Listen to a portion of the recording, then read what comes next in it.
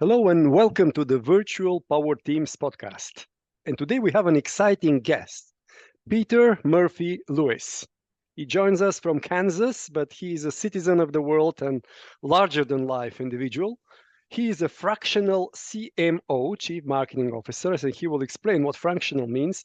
But he's also a podcaster, he's a TV host, he's an entrepreneur.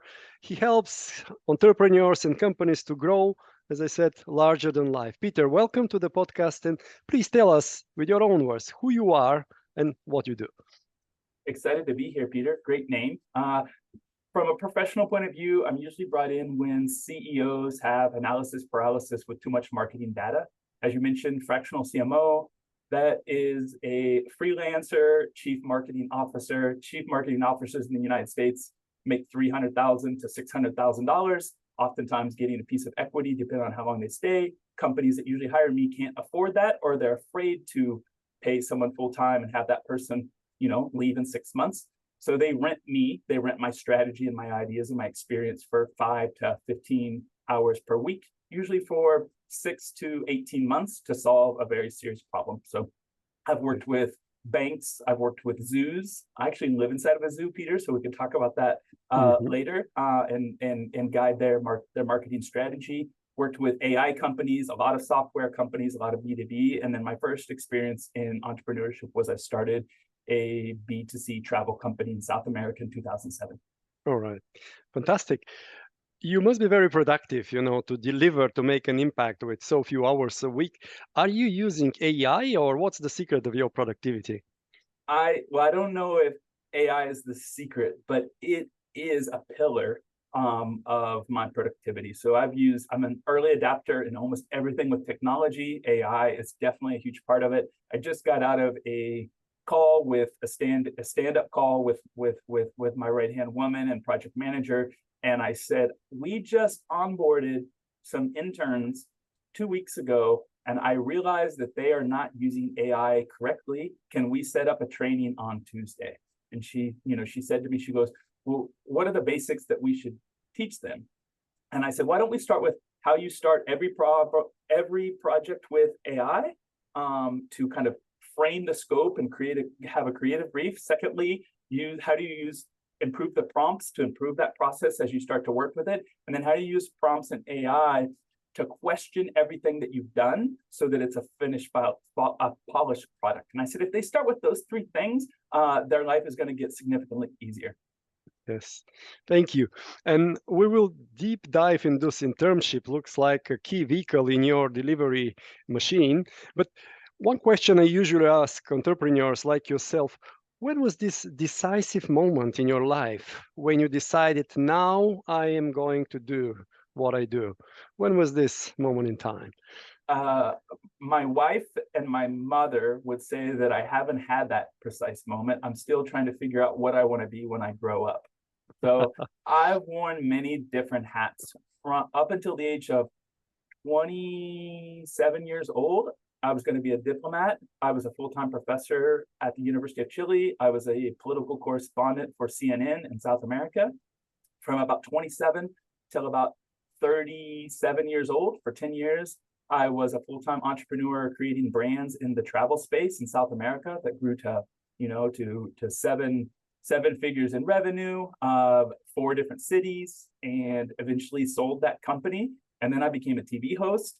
And now I'm a fractional CMO with a consultancy with about 15 people on my team, working with a medium-sized portfolio of clients. And I don't know what I'm going to do, Peter. Hopefully this conversation will give me that precise moment.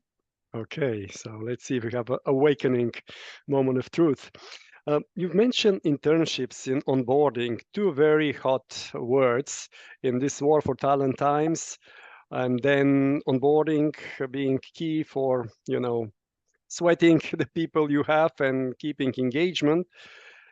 We 2 aspects we could explore which are beneficial for this audience. On one hand is remote, because if I understand correctly, your team and interns are remote. So how do you ensure this remote synergy and you can really deliver with a remote team? And second question I'll ask it now is how do you deal with these internships and how you onboard people remotely so they could be effective and there is a strong cohesion and then fit into the team?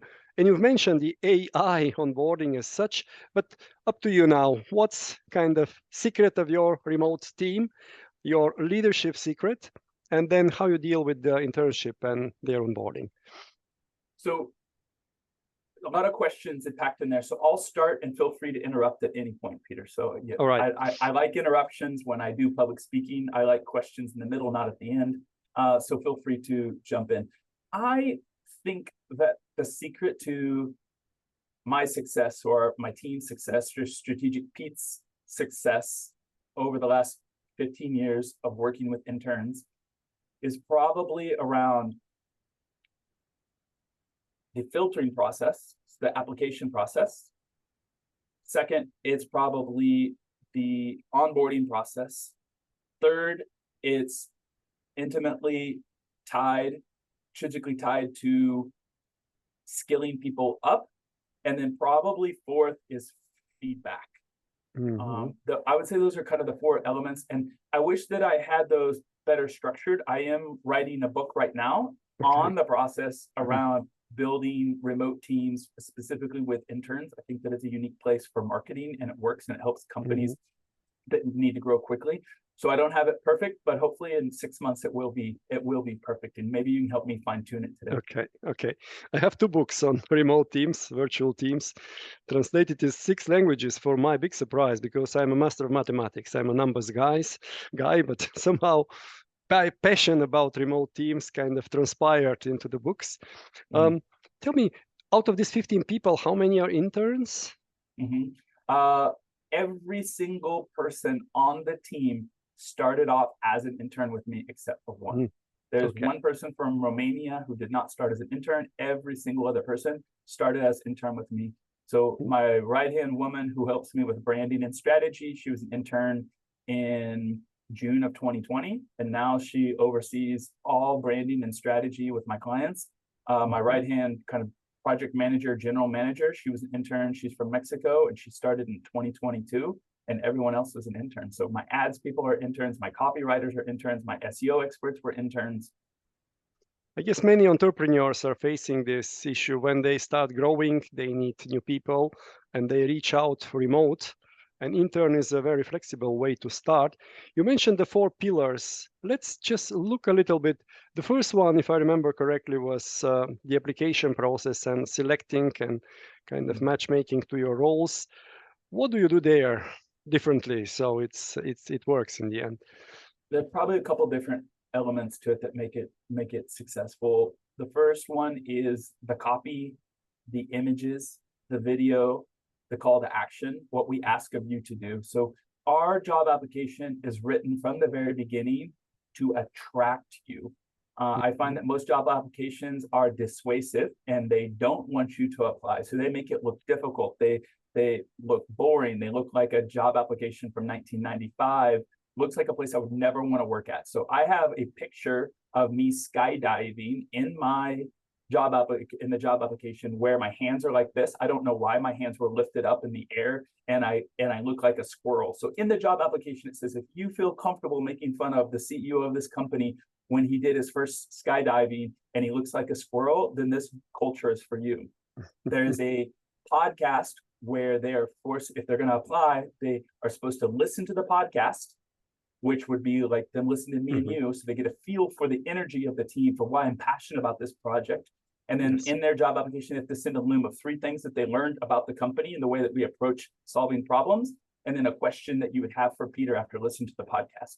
So that podcast warms you up to who I am and my style, but also it allows me to make sure that I pay attention to what motivates you and what you liked when you send that in. And then I would say we feel the copy lets people know that this might be the hardest thing that they've done up till this point in their professional career, that we're looking for A players. We let them know what's going to be hard, but we let them know that for 6 months of their time with a minimum stipend, we're going to teach them an MBA in marketing. So we try to filter out any B players by dissuading them from applying, because we tell them how hard it is. And when you tell an A player how hard something is, their competitive nature comes out.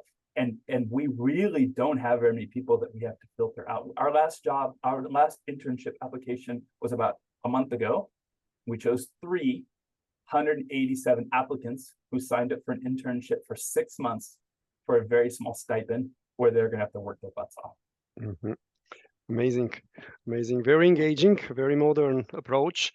You're an expert. What could I do better? I feel like after you give me some feedback, I'm going to have 360 applicants. No, I love that. I'm not an expert in like onboarding people or finding the right people, but the elements that you mentioned, this engagement, there is now. I'm not sure if you use AI, but IBM Watson have a number of applications for HR services, the whole life cycle from selecting, then onboarding, then developing, then career development, and so on. And this showing the people in advance how it looks, how it feels to work for the company was a key distinguisher, what you do with the podcast and so on. And then raising the bar and using their competitive nature and challenging them up front. All this is brilliant and very modern. So nothing to add, actually, spot on. And then, in fact, some of the onboarding starts in the selection process, but what do you do in the onboarding so it is effective? And I think this is really the challenge of many companies. If they remote first, onboarding is key, and sometimes not being able to spend time, look into the eyes of the managers, of your peers, becomes a challenge. How did you resolve that? You call it like remote synergy. This has evolved over time, but kind of the gist of what I've done from the beginning that works is we try to manage expectations before day one.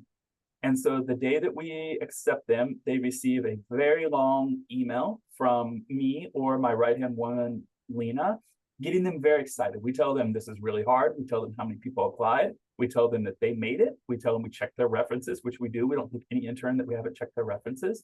And then we tell them specifically if they're ready to accept it, and we reemphasize how hard it's going to be. It's 6 months. We tell them no quitting early. If they quit early, we tell their references that they quit early so that it'll impact them. So we put a little bit of accountability in there. And then we let them know, reply saying, yes, you're excited. And 2, what is the thing that you have to do before you start on onboarding on day 1? Which in my experience, an intern who doesn't have much experience in marketing, the most challenging thing at the beginning is learning a new project management tool. So we tell them to go sign up for our project management tool. At this time, it's monday.com, but I've used Asana and Trello and Basecamp, so it doesn't really matter. So I say, go spend 3 hours, log in with your personal email, take the tutorials, get familiar with the jargon, how to move things around, the workflow. Because I said, when you're working across 10 to 20 clients with a team of 15 people, things move so fast that this is going to be the scariest thing your first 5 days. And if you can get rid of this fear before you start, everything else is going to be easy. So that they get going on that on day 1.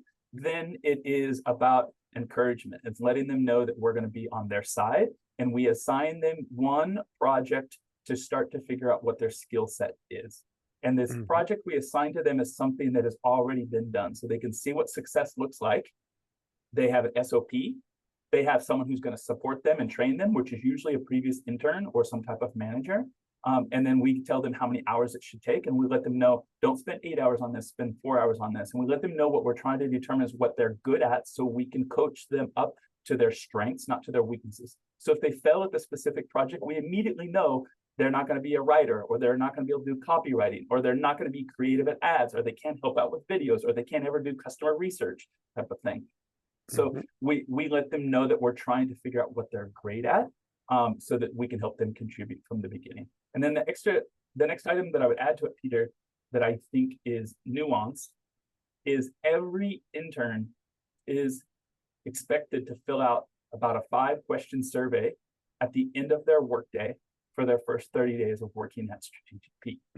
And in that survey, I'm trying to determine their love language. One of the most important books that I've ever read is The 5 Languages of Love. Yes. And I'm trying to figure out, what is the way that this person wants me to motivate them? How do they want to feel appreciated? So the way that I try to determine that is I say, if you had to compliment yourself today for one thing that you did well, what would it be, and what were the words you would use?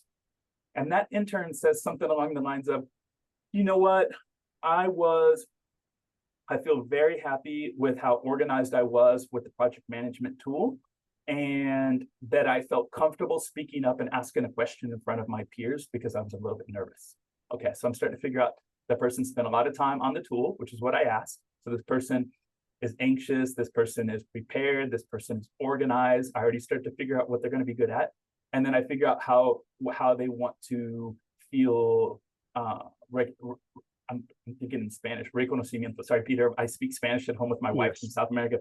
So how they want to be praised, and it's a little bit of pressure in front of their team. It's the ability to speak up, that they might be afraid of judgment. And then the other questions have to do, if tomorrow you were to work 100% on your own without anybody overseeing you, what is something that you feel comfortable with that you think you could contribute to the team immediately?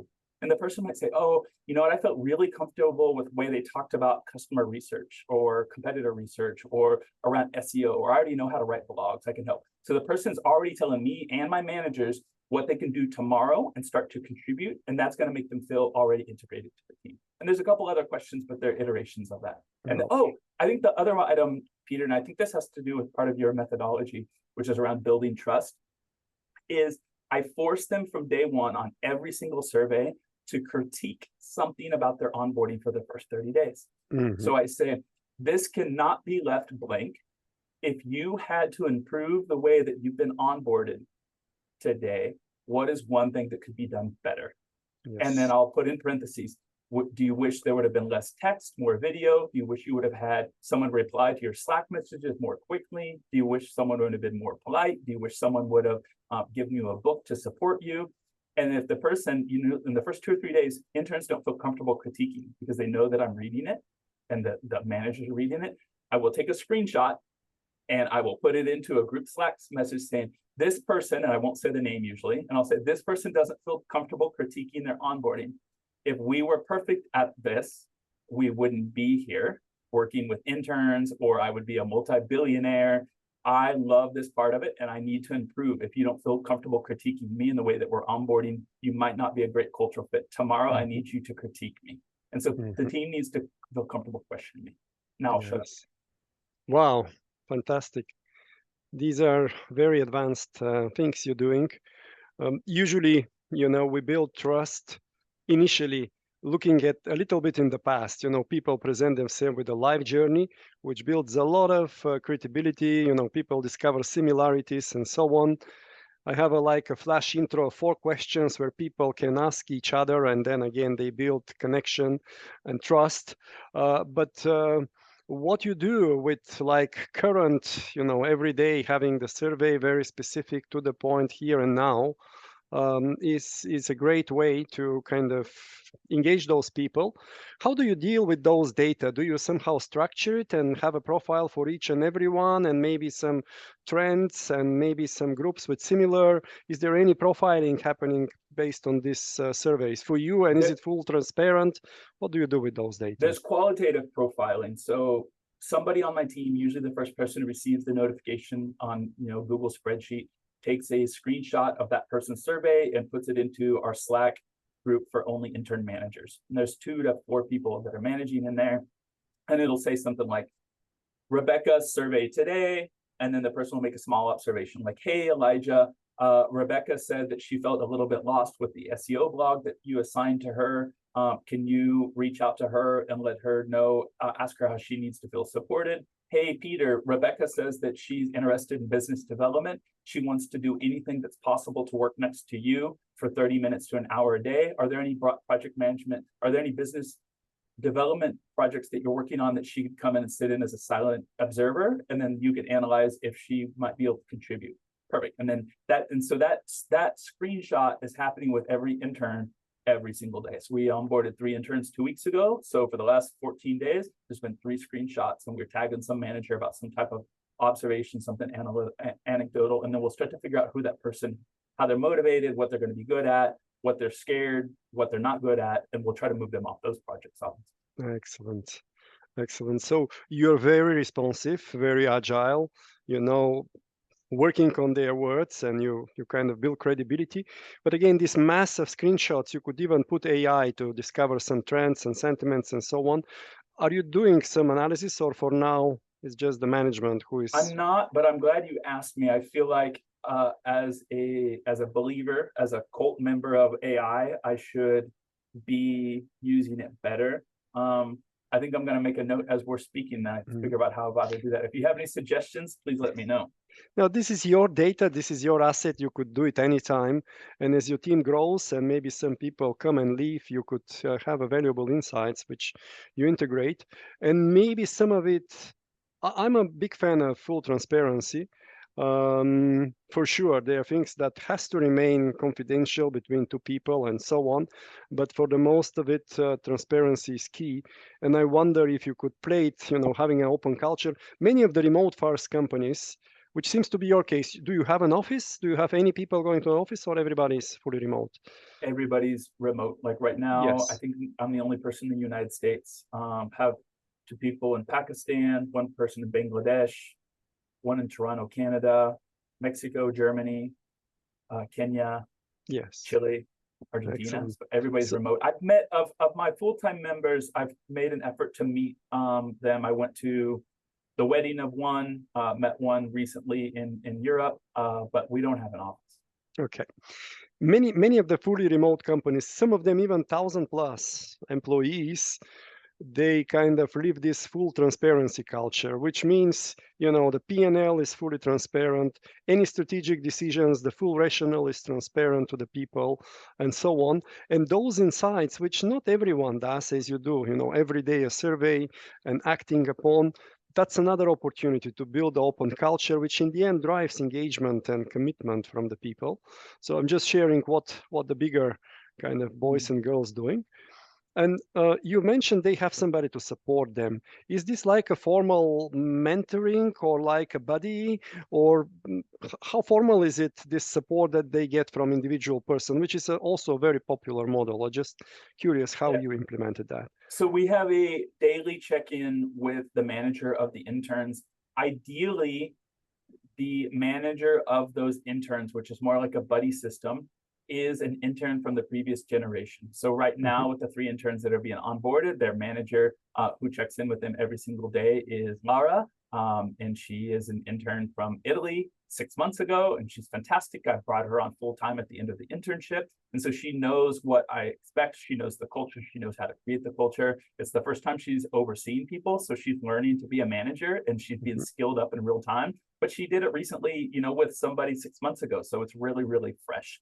And then for anything that is not self-guided, some type of project that is newish, that an intern is developing or creating, they have a direct manager for that project. So like the example of the business development, I have an intern, Danielle, who's interested in that project. So now she's working, an hour daily with me, and I'm giving her feedback every single day. There's a person who's helping me sell my TV show and the documentary that I've recently done. He's from Chile, so he gets 30 minutes of my time every day to get feedback, because those are things that require a little bit more hand holding. If the process is designed and SOP is done, it's managed in a kind of a group setting. So maybe the content writer overseeing all 3 interns at the same time, not a one-on-one. And the managers of the interns, as you said, is he kind of overseeing all interns and he's their buddy, or they have some other project-based, expertise-based buddies or mentors? Currently, the way that we divide up the team is if you are a writer or if you're not a writer. And each one of those have their own managers. Now, we make everyone who comes in, even not as a writer, learn to write a blog in an SEO optimized format that would be able to rank, so that you go through it, because it might be one of the hardest things you can learn at my internship.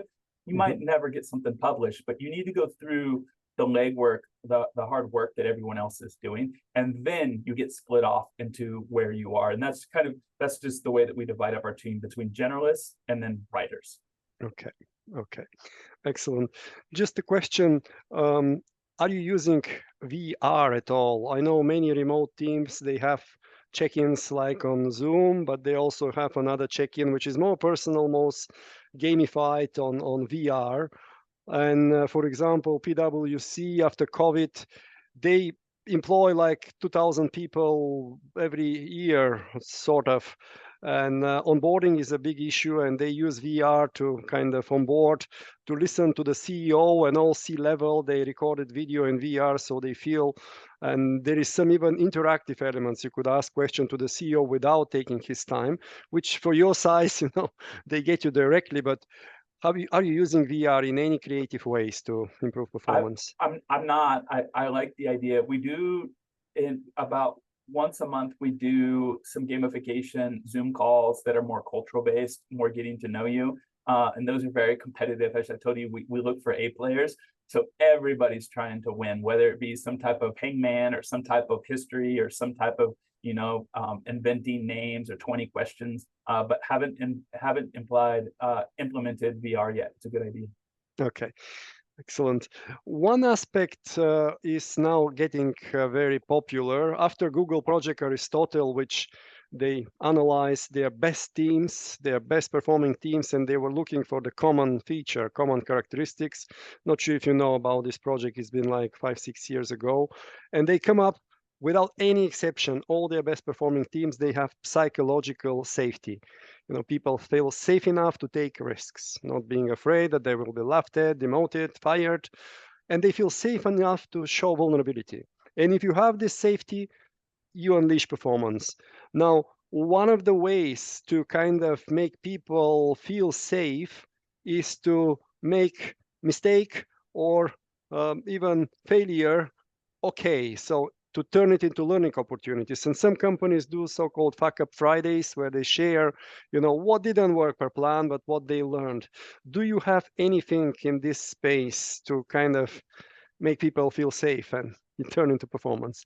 Yeah, I love the question. I think that this is something that I've improved over time into kind of a procedure or to an SOP and part of our culture. I think there's a number of ways that we do it. The first way that I try to do it is I try to share my mistakes. And right, I make 2 to 4, not egregious, but 2 to 4 serious mistakes that do not look like something a manager or a CEO would do per week, right? Mm-hmm. Like one could be a grammatical error, one could be send it to the wrong segment of an email, one could be not checking my marketing scorecard and we had a dip in a keyword that we should have optimized a blog, or Mm-hmm. we had some type of mistake in a subtitle on a YouTube video went out. So something that you would think an entry-level person would do. And I was the person overseeing it, so it shouldn't have been done. And I share that. I share it for people to learn. I say why I'm sharing it. I share it for people to laugh, right? Because I laugh at myself.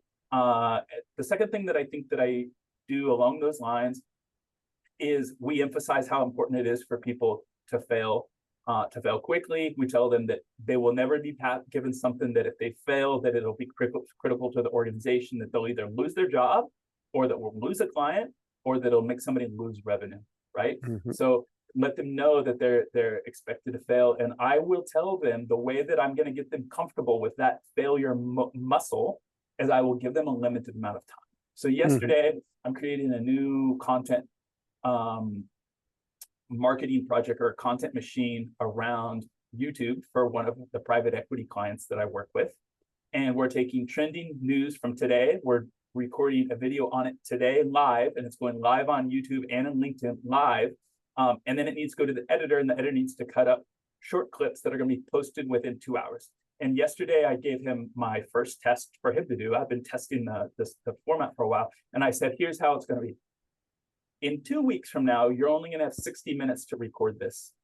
I'm not going to give more than an hour of your time to do it based around how important this project is and how fast it needs the urgency needs to be done. So right now, the first test, I want you to put on a timer as soon as we get off this call, and you're going to have 60 minutes. I want to see your best version. And I don't care how bad it is. I need you to get comfortable knowing that we're going to put out a product that is not perfectly polished. And so today you might be giving me something that's D+, and in 3 weeks it might be B+. A year from now it might be an A+, but only 1 hour. And that 60-minute limit I give to almost every new intern. And I tell them why it's being given to them, because I need to see that they feel comfortable with something that's not great. Mm-hmm. Oh, and I have one more, Peter. Yes. Once somebody's been with us for about a month or two and they start making mistakes, I will ask them to share it in the Slack channel around mistakes and share, hey guys, I'm sharing a mistake. I'm getting comfortable. I know Peter shares his mistakes every single week here. This is mine. This is embarrassing, and get comfortable laughing at themselves and sharing it with everyone else. Excellent, excellent. And when they share mistake, are they sharing what they learned from it? Is there like a format to kind of turn it into more learning No, opportunity? no, I think that's a good takeaway for me is, like, share your mistake, explain why it is a mistake, explain how you should have done it better, and then what you learned from it. I think I could, just like I have a survey at the end of every day, I could maybe have those 3 questions for them when you share something in the failure channel. Yes, yes. And I understand this is asynchronous, right? They share on the Slack and people comment. Okay. Cool.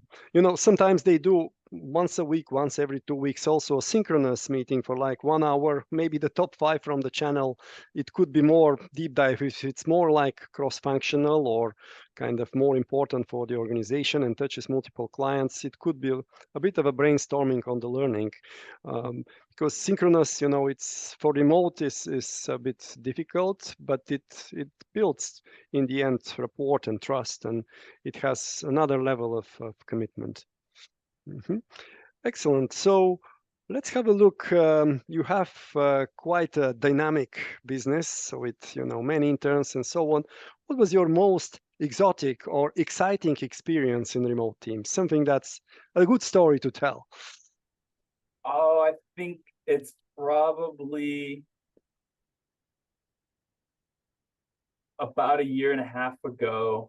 My project manager, general manager of Strategic Pete, got married in Mexico to a German guy, and she invited my wife and me to the wedding. I'd never met her, and obviously, when we decided to go, we knew that there was a chance that we wouldn't be able to see her beforehand, because she has a lot of events going on. I'm probably the least important person at the wedding, and even though I'm her boss and was previous her internship mentor and so forth, so I met her 5 minutes after they said their vows. Okay. And the hug was unforgettable. We since have seen each other. Again, we worked for the last month. We worked together in Scotland, and that was just magical. I mean, it's unforgettable, and I'm sure it was important to her, but it was unforgettable for me and my wife. Yes, amazing. I always in my book I have always this delightful moment, and I lived it myself, when people build a lot of bonding but never met physically. They spend time on video and so on, and the moment they see each other and they're surprised by the hate and so on, and then they hug each other and they have this ultimate kind of feeling, and in the end, finally, you could embrace this person. So it I is usually a highlight. I have another story. I worked with an intern at a previous private equity turnaround project that I did. I hired her, and she ended up becoming kind of my right-hand woman in marketing. And I went to go meet her, and it was so funny because my stereotype of her from working with her for 2 years on Zoom is that she's the hardest working, the most amount of grit, the most amount of ambition you could ever imagine, a person who would work with me on a Saturday or Sunday, no questions asked, to get projects done or to be creative or to use energy outside of kind of the busy workday. And when I met her in person, she is beautiful like a model. She looks very high maintenance. She looks like a person who doesn't know how to tie her own shoes, nor has she carried her own luggage. She just looked like the most uppity, perfect model person who would never work. And it did, if I had met her in person, I don't think I would have hired her because I thought she would have been lazy and spoiled. And she was the complete opposite. So the book did not match its cover, and I'm glad that's the case. And I've told her that story. That's a great story. That's a great story. Thanks for sharing, Peter. Um, let's look in the leadership skills for the future. Now, being more remote and more digital, what do you think are the top leadership skills in the digital age? Ooh, I think it has to do at the beginning with trust. Um, being able to radiate trust via Zoom, via Slack is really hard. It's really, really hard. And I think that's why there's a lot of people who are going back to, forced in office meetings and making their employees come back. And it's because they might be amazing leaders in person. It's a different skill set to do it remotely. Yes. And it can be learned. I don't think that I was probably born with remote leadership skills. I think I've probably learned it in the last 10 years, more so since COVID. In the last 4 years, I've probably perfected it or skilled up in it. I think that trust and rapport, digitally speaking, is probably the most important leadership skill. And what's your take? You've mentioned quite a few things that you do in this direction, but what are your top 3 ways to kind of build trust and rapport remotely? I would say from the beginning, what I see over and over, I see CEOs getting wrong when I start to engage with them. So my first month or 2 months, when I start working with a new client and they struggle with remote culture, or they bring me on to oversee part of their team, is CEOs do not put in the time at the beginning. That first week, you need to have a touch point where you see the person's face. It can't be over email. It can't be on a project management tool. It cannot be on Slack. You need to create some type of rapport where you laugh with that person, where the person sees the CEO confused or the CEO not organized. You need to see the CEO like a human being. That rapport, I think, needs to be done daily, no matter how much time that money costs. If you want to onboard a CMO like myself, or bring on a team where the intern's going to want to be committed to work with you for the next 4 or 5 years, like I have, I think that's the first mistake that I see, is a little bit of face-to-face time and trying to do everything over video onboarding or Slack messages. People need to hear you and feel you like a person. Yes. This goes in this vulnerability, showing vulnerability, and then building trust and psychological safety, and leading by example. That you share your failures is great, and also the questionnaires that you do, the surveys every day. It shows attention, and not just they fill it in, but there is a management team who responds in an agile way. So all this is great. I'm just a provocative kind of. You mentioned several times my right-hand woman and so on. I wonder, what is your gender diversity in your team? Is it fluid or is it more stable? How is it currently from the 15 people?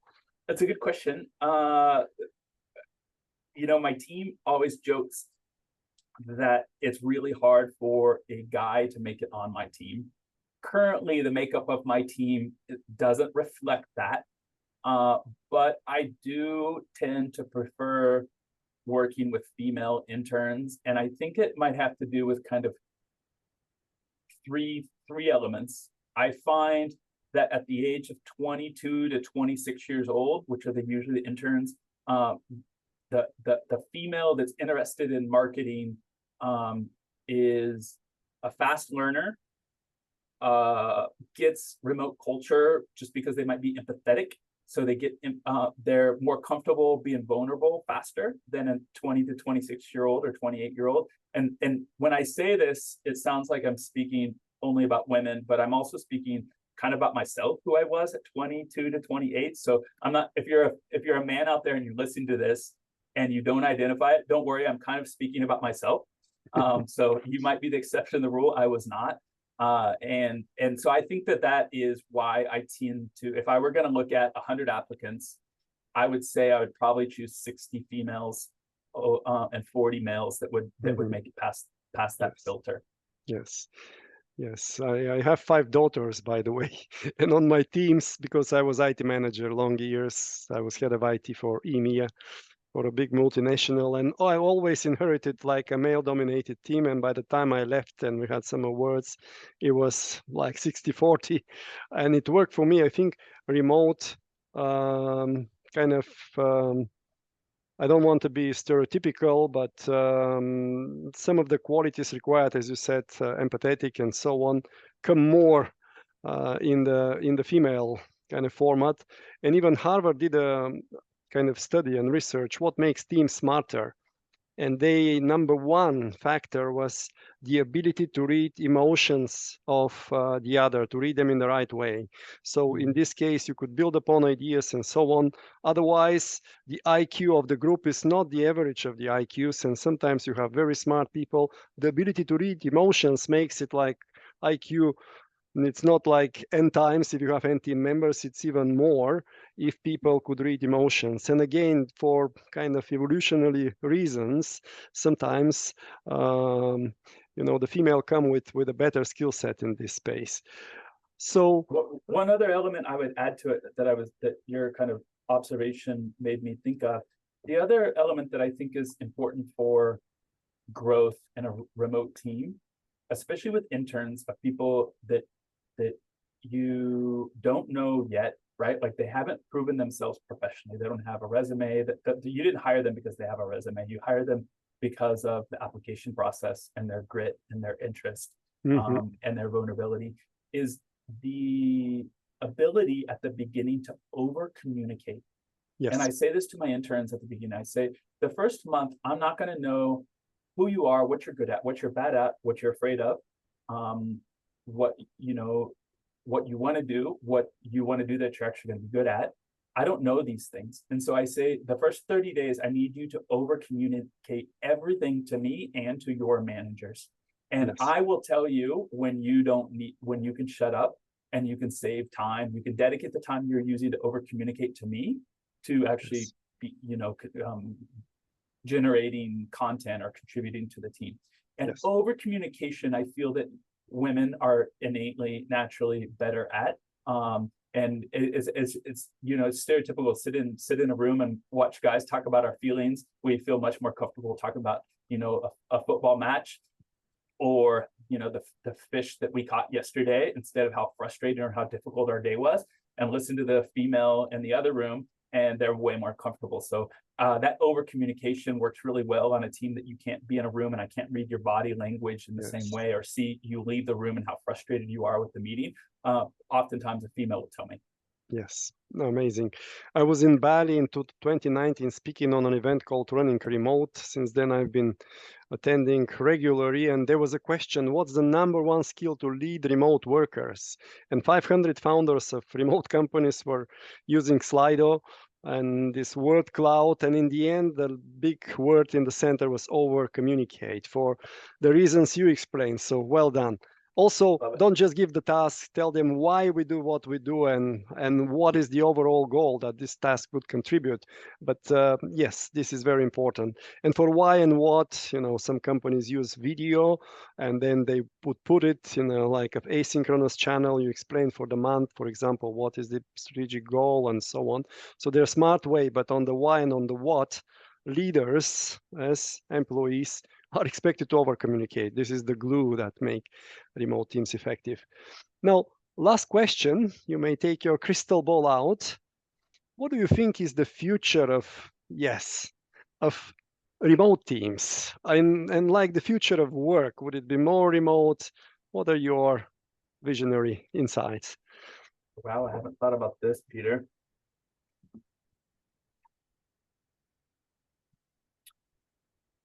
I guess to start it, I think, to be honest and vulnerable, is I don't know. I sit on the board of a couple organizations that have been resistant to remote from the very beginning, and I don't ever see them embracing remote in the next 5 or 10 years, even though I'm a big proponent of the benefits, the scalability, working in different hours, working with people who think differently than us. I work with people of all religions, all races, all cultures, and I love the fact that they think differently than me, and I think that contributes to our success. So I feel like I'm torn, because the larger businesses that I work with, they are moving away from remote, and the smaller, more agile startups, venture capital, everyone is embracing remote, and the tools that I see are moving towards remote, right? Like I currently work with a private equity company in the online business space. So we buy online businesses. We take accredited investors' capital. We buy those assets. We find a portfolio manager, and then we pay quarterly dividends. Mm-hmm. All of those companies that we are buying, every single one of them is remote. Every single one, right? We've purchased 45 different assets in the last 3 years, and all of them are remote, and all of these are profitable companies, right? They're not venture capital. So yes. I feel like there's two tides that are going opposite directions, and I don't know what the next 3.0 of remote culture looks like. I think that you could answer it better than I. Oh, thank you. I forgot my crystal ball today. But I believe, yes, there will be more kind of scaling companies, and they embrace remote, and over time that would thrive. And also the remote companies that I know, as I mentioned, 1,000 plus, they're remote. They don't have an office, but they do at least 2 retreats per year. One is like all hands, the other is functional. So there is still some connection, and it becomes key if you use the time wisely. So remote first, but with like human elements, and many of them could be done asynchronously and remotely, and still having a close connection. Peter, that makes sense. Thank you so much. Very practical, very insightful. I fully enjoy it, and I wish you good luck growing your business as well as your clients' businesses, and with fun and vulnerability. Thank you so much, Peter. Pleasure.